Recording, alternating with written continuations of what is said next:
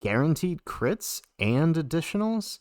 How should you build Super Saiyan Blue Kaioken Goku and Evolution Blue Vegeta's hidden potential? How's it, everybody? Celtic Link here. We're back for another Dokkan battle video. In today's video, we are taking a look at the LR EZA Super Saiyan God, Super Saiyan Kaioken Goku, and Super Saiyan God, Super Saiyan Evolved Vegeta, and taking a look at their full passive, their super attacks, their kits, their entire deal, and deciding what is the best hidden potential for these guys. So taking a look here, right, starting with their passive, they are key 4, attack and defense 170%. They randomly change key spheres of a certain type when there is another superhero ally on the team. They get an additional key 2 per rainbow key sphere obtained. They have an additional attack and defense 7% with per key sphere obtained. They have an additional chance of forming a critical hit and reduce damage received by 7% with an additional check that has a high chance of becoming a super attack, up to 3 additional attacks per rainbow key sphere. They also have an additional attack and defense 70% if key is 18 or more, and reduce damage received by 70% when 50% or less. Now, that is really helpful, that damage reduction, right? Especially if you're deep into a fight.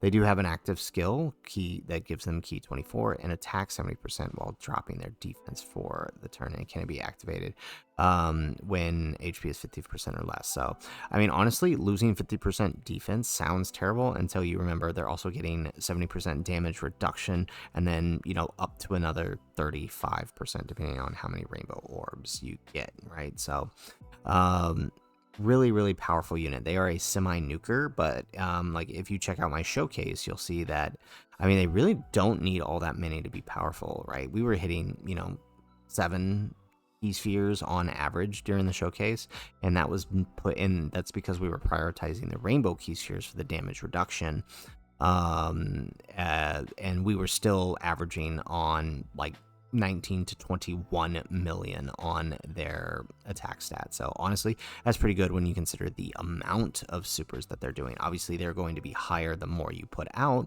but then at the trade, there is that, right? The more orbs you get, the trade off is, of course, with rainbow orbs and the additional damage reduction. So I like how you can have I do like how these guys can work, right? If you know you're safe, you can prioritize getting the most amount of key for them to get the most amount of attack. However, feel that you need to, right, depending on how the orb field is, if you're not sure about the rotation, then you can prioritize the rainbow and get more defense through the damage reduction. So I do think that that's really nice for them. So honestly, all in all, very good. You combine this with the fact that they are massively raising attack and defense for the turn and greatly raising on their 12 key, you have a unit that's got some pretty good staying power with everything all considered.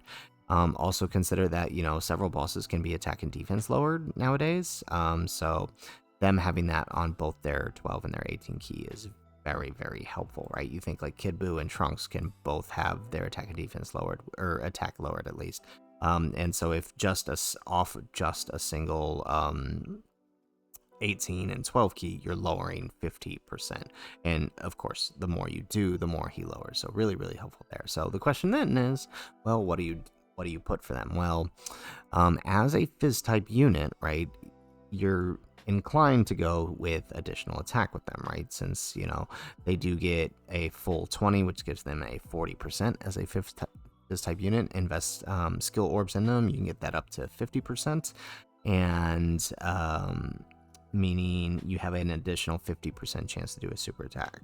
So that's basically 4 additional super attacks you have a possibility of doing there. So I do think that should be the priority with them. The more attacks you do, the more damage you're doing out with them, which is really helpful, getting that extra 50% chance. I don't think you need critical hit on these guys because, well, they have auto crit when 24, and even then, you know, they get a little extra chance on the rainbow orb pickup too. So I don't really think it's necessary for them. I think you could probably just bypass it altogether, and focus elsewhere on, say, something like dodge, right? As a fist type unit, the best they're going to get is 15, which equates to a 15% chance to dodge. If you go sub dodge, right, so full additional and sub dodge, the best you're going to get is 11%, meaning, right, an 11% chance to evade. Compare that to the 15% chance, that's a 4% difference. The difference is negligible. So I don't think you should go, right, because if you go full evasion, you're only getting 15%. I don't think the trade-off in giving up an entire extra super attack to go full dodge in this case is the right play, because the difference between their potential dodges, whether you go full or sub, is so minimum.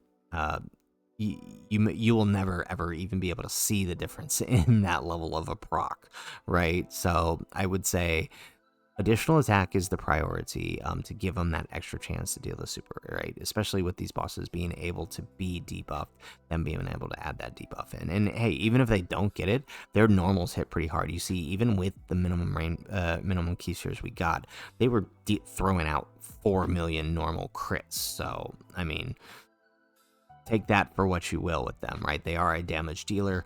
Let them deal their damage. So, guys, that is it for our video. If you like the video, make sure you hit that like button and subscribe to the channel if you have not already. And in the comments down below, let us know, how did you build your Kaioken, Goku, and Evolution Blue Vegeta? Did you guys go full additional? Did you throw some crit in there? Or did you go full dodge? A long time ago, I had built them full crit before they had crit in their passive, but now they do. So maybe you're one like me who's going to have to spend some dupes or some stones to adjust their hidden potential. I'm curious to see where y'all are at on this in the comments down below. Otherwise, guys, as always, thanks for watching, and aloha.